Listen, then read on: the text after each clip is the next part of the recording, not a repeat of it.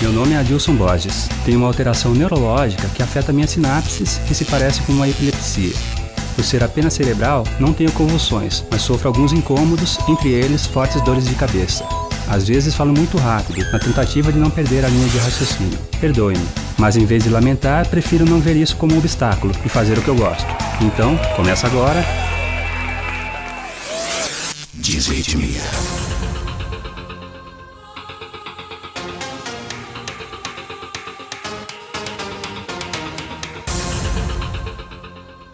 Ele é ator.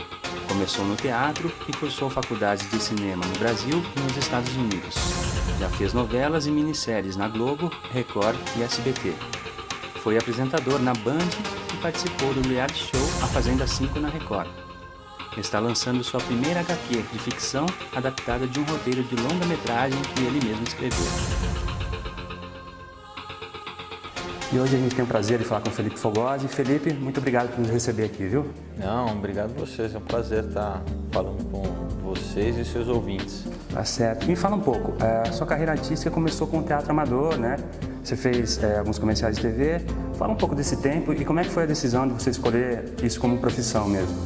Não, na verdade, não foi uma decisão muito consciente, né? Eu fui fazer teatro porque sempre gostei muito de cinema, né? Fui fazer por um desejo pessoal, assim, de realização, mas era com essa idade você ainda não tem muita ideia do que você vai fazer profissionalmente. Então, com 15 anos eu entrei numa escola aqui em São Paulo chamada Célia Helena, uma escola de teatro. Paralelo, eu comecei a fazer muito comercial. Você vai conhecendo, né, através das pessoas, o pessoal indica e tal. E eu tinha uma facilidade, né, com texto, e eu comecei a realmente fazer muito comercial. Tinha uma época que tinha, assim, 4, 5 comerciais no ar, né, e paralelamente eu, né, continuava estudando, trabalhava em locadora de vídeo e tal. Com 17 anos, estudando para o vestibular, né, queria fazer publicidade porque eu sempre gostei de desenhar e na época eu desenhava bem, hoje em dia eu desaprendi. Então eu achava que eu ia fazer direção de arte, né, era uma coisa mais próxima da minha realidade. Quando a Globo veio para São Paulo procurar atores de São Paulo para fazer uma minissérie chamada Sex Appeal, que se passava em São Paulo, né? Então eles queriam atores que tivessem, acho que sotaque de São Paulo, tivesse a cara de São Paulo, né? Como eu tinha muito comercial no ar, eles viram e falaram, não, queremos fazer o teste com esse rapaz, né? E eu fiz o teste, acho que tinha umas 500 pessoas, assim, e eu passei. Foi um sonho que se tornou realidade. A coisa mais plausível para mim era continuar estudando, né, entrar na faculdade, mas as portas se abriram. Fiz Sex Appeal, que foi meu primeiro trabalho. Posso interrompendo Claro. só um pouquinho, né? Você fala do Sex Appeal, eu lembro que teve uma grande repercussão, né? Você lembra do sentimento, da emoção, como é que foi de um dia, você falou, começando, né, com comerciais locais, né, ser reconhecido nacionalmente, como é que é o sentimento seu naquela época? Você lembra como é que estava a sua cabeça? Como é que foi ser projetado nacionalmente, assim? É uma experiência única, assim, né? Quer dizer, foram muitas mudanças, né? Quer dizer, e eu era jovem também. O Sex Appeal eu tinha 17 anos, que já foi um reconhecimento, né? Mas a minissérie você grava ela inteira e depois ela vai ao ar. Então eu não tive essa experiência de estar no ar junto enquanto está passando, né? Mas logo depois me chamaram para fazer Olho no Olho, né? Que foi minha primeira novela, que era uma novela das 7. Onde eu fazia o protagonista. Aí sim foi realmente um choque, né? Porque o Sex Appeal também era uma minissérie que passava mais tarde, ela tinha um conteúdo mais adulto, né? A garotada, vamos dizer assim, né? O público teen, ainda muitos não viram, né? Agora, Olho no Olho realmente foi uma explosão, essa coisa de bitomania, assim, sabe? É um pouco assustador. Como eu disse na época, também a audiência não era tão pulverizada como hoje em dia. E essa a perda do anonimato, né? Quer dizer, você, até então, pessoa normal, né? Quer dizer, pega ônibus, né? Isso já tem 21 anos, né?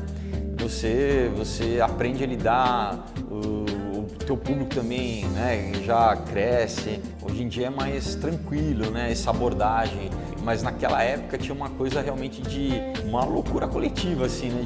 Principalmente quando tinha multidão, assim, quando tinha um grupo de meninas, assim, aí tem uma dinâmica que é meio que incontrolável, assim, né? Então, isso também é momentâneo, né? Porque essa projeção, ela dura um tempo. Quer dizer, para mim o interessante é essa construção da carreira ao longo prazo. Ter esse público, por exemplo, hoje em dia, né? Eu tenho 41 anos, mas eu encontro muita gente que tem lá seus 35 hoje, né? Ou mesmo 40, que vem e me fala, poxa, desde aquela época eu gostava do seu trabalho. Então é muito bacana isso, né? Saber que as pessoas continuam te acompanhando, né? E você também está formando novos públicos, né? Assim, eu acabei de fazer uma novela chamada Chiquititas, que é uma novela infantil, fazendo pai já, né? Mas agora é uma criançadinha de 7, 8 anos que é o primeiro trabalho meu que eles estão vendo, né? Eles não me conheciam até então e eu sei que já marcou, né? Assim, né? Eles já vão lembrar de mim daqui para frente. Então é importante você estar sempre buscando essa renovação. Você falou interessante, eu lembro, a gente fez, eu conheci você, eu fiz uma entrevista com você, até estava comentando, né, na época da Explode Coração, que foi outra novela de sucesso também na época, né? Você sempre escolheu bons papéis, assim, não sei como é que foi esse processo de escolha de papéis, né? Quais foram os seus grandes papéis na TV, no teatro? Ou melhor, quais te marcaram mais? Qual que você lembra, assim, com mais... Poxa, esses papéis foram legais, eu gostei mais, e isso foi importante naquela época, por causa disso ou daquilo, entendeu? Sim, tem papéis que são muito importantes pelo impacto que causam assim, no público, né? Pela popularidade mesmo de uma novela, de repente. E tem papéis que são desafios, né? Para você como ator. É um papel que te forçou a aprimorar ou abrir o teu leque assim, de repertório como ator, né? Então, Sex Appeal eu gosto muito porque o meu personagem ele era um drogado, né? Ele era um junkie, né?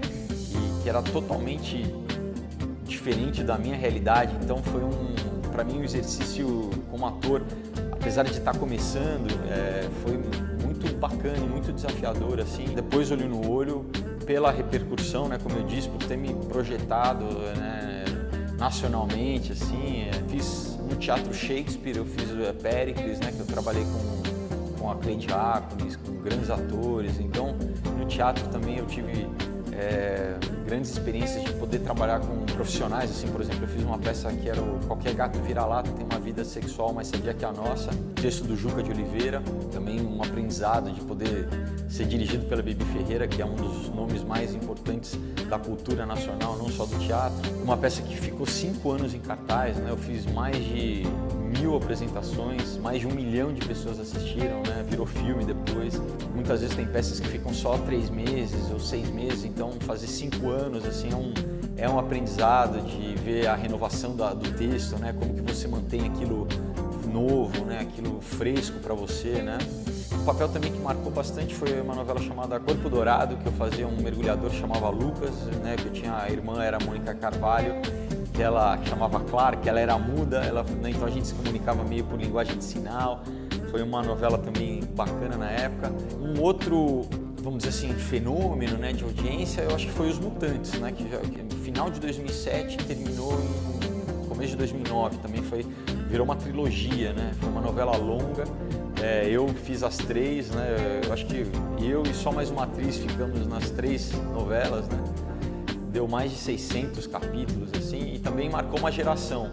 Como eu digo, essa coisa da renovação, né? Muita gente que hoje em dia já está adolescente ou com 20 anos, que na época, né, já tem quase 10 anos também, fazia o Beto Montenegro, que era um policial, um detetive. Foi uma novela muito bacana ter feito. O pessoal pergunta muito para mim, você nunca fez vilão, né, na TV? É verdade, na TV eu nunca fiz, mas no teatro eu já fiz alguma coisa próxima ao vilão ou o não herói. Então, por exemplo, tem uma peça chamada Opus 12 para Vozes Humanas, que eu fiz ano passado, que abordava a dificuldade que as pessoas têm de se comunicar hoje em dia, apesar de toda a tecnologia, né? Parece que as pessoas estão mais distanciadas, assim. Então era um médico bem sucedido, mas um cara muito frio e muito distante, assim, uma visão muito pragmática da vida, sem muito espaço para sentimento, assim. Então também foi um personagem interessante de fazer. Você falou que quando começou a dramaturgia ficava mais concentrada, né, em certos núcleos. Você trabalhou na Globo, na Record, fez no SBT agora, né? A Globo é uma referência de dramaturgia na TV, assim, fez história, né? A Record evoluiu muito, criou esse núcleo e tudo mais, que agora infelizmente está se desfazendo, mas provavelmente vai ser renovado de alguma forma, né? Mas ampliou o mercado para atores, para profissionais na área, né? É muito diferente trabalhar em cada emissora, assim, como é que você, para você como ator, né? Interfere isso muito no seu trabalho mesmo ou é mais ou menos a mesma rotina? Olha, a rotina é a mesma, né? Claro, cada empresa tem uma peculiaridade, né? Assim, a Globo é a mais antiga, né? Que faz novela há mais tempo, né? Então já tem toda uma estrutura muito bem armada, né? Eu fiquei lá uns 10 anos, né? Então, assim, quando eu comecei, basicamente era a Globo, né? Mas a gente tem visto ao longo dos anos, principalmente com a internet, que houve uma mudança de paradigma, né? Que a audiência começou a se pulverizar, né? Que já não é tão massificada mais como era na Globo, né? Você tem TV a cabo também hoje em dia, então você tem outras formas, né? As pessoas ficam muito tempo, por exemplo, vendo YouTube, né? Essa coisa Netflix, essa coisa do on demand, né? Assim, as pessoas hoje em dia estão mais acostumadas já a fazer a sua programação, né? Assistir aquilo. Então, a TV aberta, como a gente conhecia antigamente, tem mudado e todo mundo diz, né? Os teóricos, né? Que cada vez mais essa mudança vai acontecer. E a gente tem visto, né, quer dizer, só pelo fato, por exemplo, dessa novela dos 10 Mandamentos, né, como tem mudado, né, e eu acho isso saudável, né, quer dizer, você tem uma diversidade maior, você tem mais opções, né, não fica tão concentrado. Eu acho que hoje em dia cada vez mais é o público que vai dizer, né, como tem mais opções, aquilo que atrair mais as pessoas. Tem emissoras, por exemplo, eu trabalhei acho que quase todas, né? Eu trabalhei no SBT, na Record, na Band, né? Eu fiz um programa na Band em 2011 chamado Acredite Se Quiser, que eu apresentava. Cada ambiente tem a sua peculiaridade, né? Uns são mais informais, são mais familiares, outros são mais, né? Tem uma hierarquia maior. O ator gosta de estar trabalhando, né? Então, assim, quanto mais emissoras estiverem produzindo, melhor. Não só para quem está atrás das câmeras, né? Toda a equipe que trabalha, mas para o público. Exatamente por isso, competição é sempre saudável, né? Isso força com que todo mundo se aprimore, né? E procure colocar um produto melhor. Eu espero, né? Que cada vez mais a gente faça como é lá fora, né? Porque o mercado, por exemplo, nos Estados Unidos, você tem produtoras, né, que fazem o conteúdo e oferecem para as emissoras que fazem o piloto e conforme o público gosta, né, eles vão encomendando outras temporadas, né? Então é muito comum, por exemplo, um ator ter uma produtora e ele tem uma ideia e ele fala, não, vamos sugerir essa ideia para o canal e o canal acredita. É um processo mais colaborativo, eu acho menos engessado, não é só de você pensar que qualquer pessoa assim, né, que se interessa, que goste, e claro, né, tem que oferecer um produto de qualidade, mas que pode montar uma produtora e oferecer para o canal, né, a ideia, o piloto né, e o canal, de certa forma, muitas vezes ele coproduz, né, ele é um coprodutor, isso abre canal para gente com ideias novas, né, porque aí você não tem uma limitação de pessoas trabalhando dentro da emissora, quer dizer, você está aberto para todo mundo, né?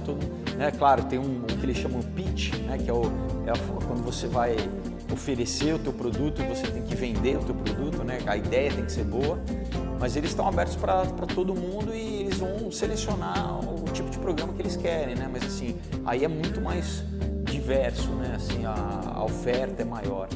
Você falou de novos produtos e tudo mais. Você saiu totalmente dessa área agora, né? Você não mais como ator e está lançando uma graphic novel, né? A Aurora é uma HQ de ficção científica, né?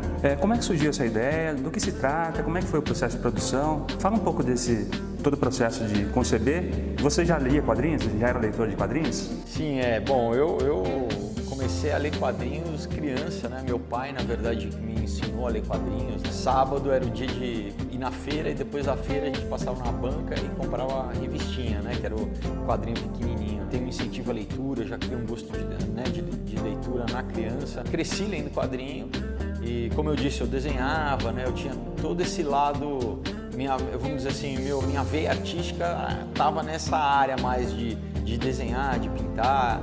Hoje muita gente pergunta, poxa, mas você é ator, lançou quadrinho? Eu falo, mas a gente não gosta só de uma coisa, né? Assim, você tem gostos plurais, né? Eu sempre gostei muito de música, de cinema, de tudo que envolve a parte artística e de criação, eu sempre gostei, né? Como a maioria das pessoas, né? Gosta de música, gosta de cinema, gosta de leitura, enfim. Só que eu nunca tinha pensado de uma forma profissional, né? O que aconteceu é que eu fiz cinema aqui em São Paulo, na FAP, eu estudei cinema, fiz faculdade, depois eu morei nos Estados Unidos 2 anos, eu me especializei lá em roteiro, né? Nessa época eu já colaborava com alguns jornais, escrevendo crítica de cinema ou resenha cultural, para algumas revistas também. Paralelamente, apesar de nunca divulgar, eu sempre gostei de escrever também, né? No ano de 2000 eu ganhei um prêmio do Ministério da Cultura com uma peça que eu escrevi chamada Um Outro Dia. Era um concurso chamado Concurso Nacional de Dramaturgia.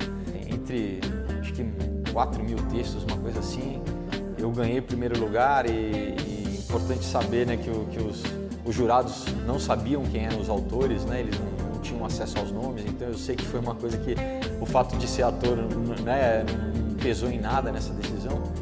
Mas isso para mim foi importante, para me dar uma confiança mesmo, falar, não, poxa, eu posso investir, né, nessa área, eu posso mostrar meu trabalho, né, porque às vezes no Brasil você tem receio, né, se você é ator, de se aventurar em qualquer outra área, de que o pessoal tem um preconceito bobo, né, porque lá fora o conceito é de ser um entertainer, né, ser um cara que muitas vezes é músico, é ator, é cantor, né, escreve ou dirige, né, assim, ela tem que mostrar a capacidade dela e se o público vai dizer se gosta ou não, né, aqui muitas vezes o pessoal pode torcer o nariz, né, mas o Aurora foi assim, né, é uma ficção científica, né, é um roteiro de cinema que eu escrevi. Como no Brasil a gente não tem muita tradição de ficção científica, né, resolvi, em vez de deixar na gaveta escondido, né, eu falei assim, não, eu vou adaptar para quadrinho, que é uma linguagem visual, né, é muito próxima do cinema, né, depois tive todo esse processo de adaptação, né, pro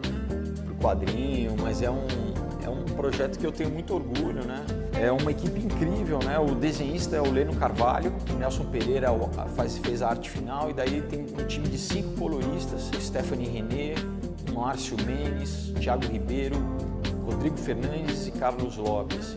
E eu fiz junto com o Instituto dos Quadrinhos, que é uma escola, é uma agência e começando a ser uma editora de quadrinhos agora, que é a direção do Kleber Júnior. E foi um processo todo muito feliz para mim, né? Eu participei de um financiamento coletivo, a gente foi bem sucedido. O grande esforço para a gente foi também colocar nas bancas, não só nas livrarias, então é bom avisar o pessoal de todo o interior, onde não tem uma grande rede, uma grande livraria, você pode achar nas bancas, porque está distribuído no Brasil todo. Para isso a gente teve essa ajuda da LG e da Subaru para conseguir ter a verba suficiente para fazer uma tiragem grande, né, para conseguir colocar nas bancas. E eu estou tendo já uma resposta do público muito bacana, porque hoje em dia com as redes sociais, né, é muito fácil as pessoas terem acesso. Eu estou muito feliz pelo que eu tenho ouvido, assim, que para mim o grande prazer está sendo esse, assim, porque como ator você faz a sua arte, mas é sempre interpretando alguma coisa que alguém escreveu, né? Um universo que alguém criou e você participa daquilo, você dá a sua contribuição aqui, a culpa é minha, né? Eu digo assim, é um projeto pessoal, né? Então, desde da concepção até mesmo o processo com os artistas, né? Eu procurei estar muito junto com eles para que o conceito realmente tivesse uma unidade, né? E teve gente que chegou para mim e falou que chegou a se emocionar, né? Assim, adultos, né? Falando assim que, poxa, que teve momentos que choraram lendo. Então eu falo, poxa, para alguém chorar lendo um quadrinho é porque tem alguma coisa que realmente está conectando com as pessoas, né? Então, para mim está sendo uma experiência incrível, assim. É um thriller, né? De ficção científica, de espionagem, de ação, mas está cheio de questões sobre o ser humano, o conflito entre religião e ciência, esse pensamento pedagógico e a fé são totalmente incompatíveis ou não. Eu deixei muita sugestão para as pessoas refletirem e pesquisarem também. Eu acho que isso torna interessante. Eu parto de uma brincadeira, de uma premissa, como seria o próximo passo do homem, né? Seguindo a teoria da evolução, mas essa teoria da evolução é uma grande pergunta científica, né? Que se foi o acaso, né? Se é aleatório, né? Se é simplesmente aminoácidos ali que encontraram por acaso uma combinação que criou seres pensantes como nós. Como Einstein falava, Deus não joga dados, né? Assim, ou se tem uma inteligência por trás disso, né? Se tem mente criativa, né? Um projeto, né? Então eu abordo isso no Aurora. Tenho certeza que muita gente ficou curiosa em casa, então acho que vale passar na banca mais próxima para conhecer de perto, né? Sim. E você falou disso, de todos esses questionamentos, na verdade. Eu lembro, naquela época, foi da matéria na revista, você expressou publicamente sua fé também, né? Em meados dos anos 90. Você continua sendo cristão, né? E o que amadureceu no Felipe, na sua expressão de fé daquela época, né? E você era muito cobrado naquela época também, por ser jovem e tudo mais.